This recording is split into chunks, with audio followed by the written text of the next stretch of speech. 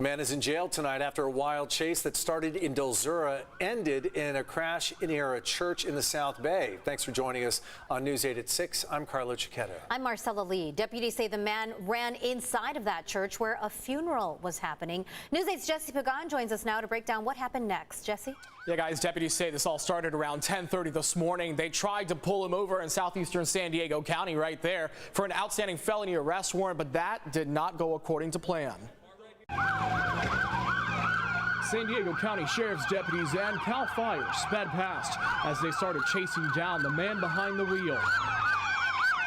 Deputies say he led them through several streets in South County for nearly an hour before eventually coming to a rough stop near the Church of the Most Precious Blood in Chula Vista. Everyone out. People rushed out of the chapel, there attending a funeral. Inside, on the pulpit, a handful of deputies and CAL FIRE police had the man on the ground and in handcuffs. You're gonna walk with us. Eventually, they stand the man up. I was trying to tell him. I'm so sorry. Just walk with us. But I'm real. We got a car right here. I don't know what to do. As he apologizes, the deputies then walk the man outside and put him in the back of the squad car. Alfredo, take a seat. This is truth. I got all the proof. Quite the afternoon. Officials say no one was hurt throughout the chase nor at the church. No word yet on what exactly was happening, but we do know the man is in jail facing several charges, including failure to yield and having an outstanding felony warrant.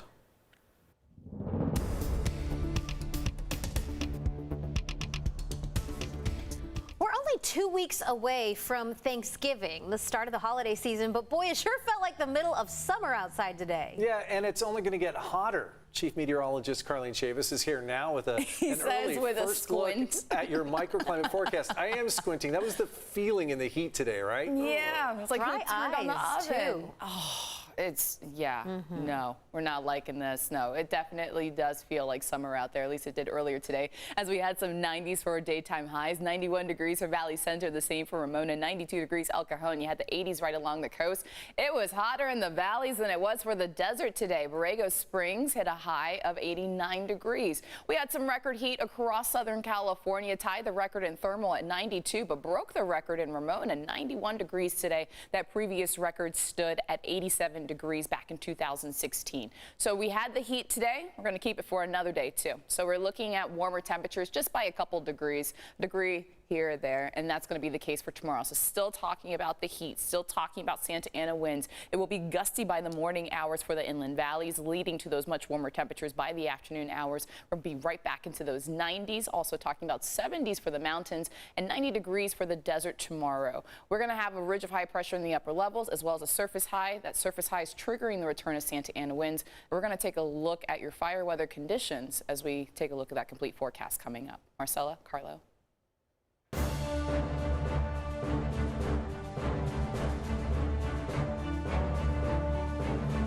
From the front lines of battle to the first defense against the pandemic, some veterans transitioning into civilian life have found work in the healthcare industry. News 8's Tim Blodgett caught up with one vet who defended our country abroad and is now fighting to keep Americans safe and healthy at home. One of the biggest aspects of my job is to really pay attention to the details. I have to pay attention to everybody in the room to make sure that nobody comes too close or makes contact with my sterile field. He was on the front lines of battle, but now he's fighting a different enemy. In the late 90s, Chris Snyder joined the United States Army. As an infantryman, he was deployed with NATO forces to end the conflict in the Central European country of Kosovo. After leaving the military in 2011, Chris found himself in a similar position as many vets. It was pretty prototypical story as far as, I just didn't know what to do. I floundered for a lot of years. I just felt like I didn't have a place. I didn't know where to go. I didn't know what to do with the skill set I'd been given. It wasn't until his brother pushed him into healthcare that Chris found his true calling. As a traveling surgical tech, he's been on the front lines in San Diego during a pandemic. His years in the military have taught him to keep his cool under extreme circumstances. Most of my time has been working in trauma hospitals, and I've seen a lot of really, really tough injuries. That all came from the military. That all came from that discipline that I was given. You know, having somebody yell at you in the middle of this chaos and not take it personally, to have that thick skin to focus and understand that this is about this patient. Right? Chris's story is not unique. Healthcare providers value military veterans who generally stay cool in high-stress situations. Out of all healthcare workers, 4% have served in the United States military. And, you know, we all kind of know. We all kind of have that look and understand where we're coming from. And a lot of those skills and tactics that we learned in the military do translate. So on this Veterans Day, salute those who have served and give thanks to the brave men and women who continue to fight to keep America safe and healthy. I want to thank them for all of their sacrifices, because I know what that feels like. So happy Veterans Day to everybody, and thank you for what you do. Tim Blodgett, News 8. Thanks, Tim.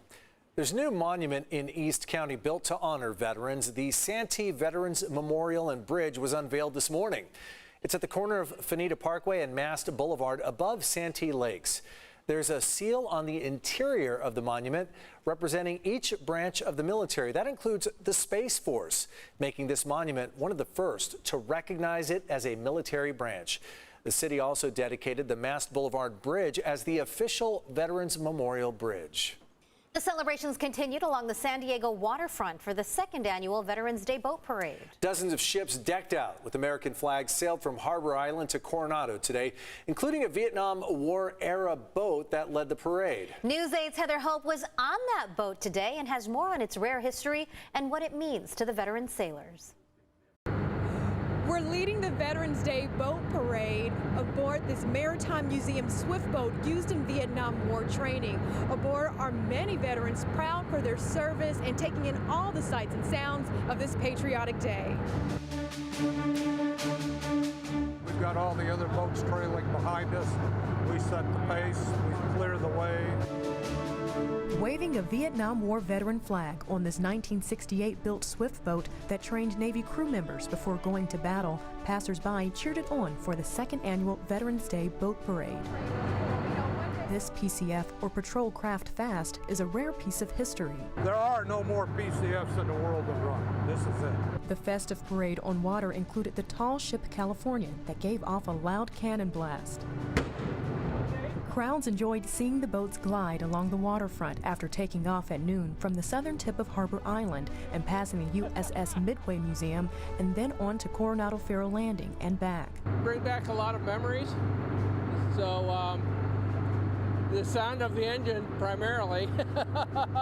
The patriotic parade made for an awesome time of reflection for veterans and their families. It was hard on the family and also hard on him when he was there, but we all knew what we signed up for, so I hope everybody understands the vets and what they did for our country. At one point, the swift boat sped up to about 25 knots, but the veteran sailors say that was nothing compared to how fast it went in battle back when the vessel had no rails and no seats. If you're in combat, you got rounds all over the deck, the shell casings all over the deck. That's worse than not having a railing because it's like ice skating. For Vietnam veteran John Kelly, Veterans Day is about honoring the military's sacrifice. It's just a good way to reflect back and a good way to remember those that didn't come home. For anyone interested in checking out a Vietnam War swift boat used for training like this, they take it out on the water every weekend. You just go through the Maritime Museum for more information. To all our veterans out there, thank you for your service. Heather Hope, News 8. A beautiful day on the water, and what a beautiful tribute.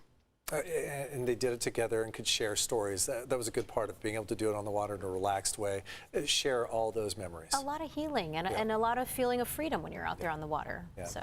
And in an observance that had a little bit of a different tone today, though, these servicemen and women from San Diego who died in the Iraq and Afghanistan wars were honored today at Balboa Park. San Diego Veterans for Peace held a display of 99 headstones outside the War Memorial Building, one for each of the fallen local service members. They say today is more than just about remembering their sacrifice. But I think sometimes what we miss is the families that are behind those who have died. You know, think of the wives, the husbands, the children, the cousins, the aunts, the mother and father, friends, whose lives are impacted by every one of these men and women who have died. A demonstration included a reading of the service members' names, followed by a moment of silence.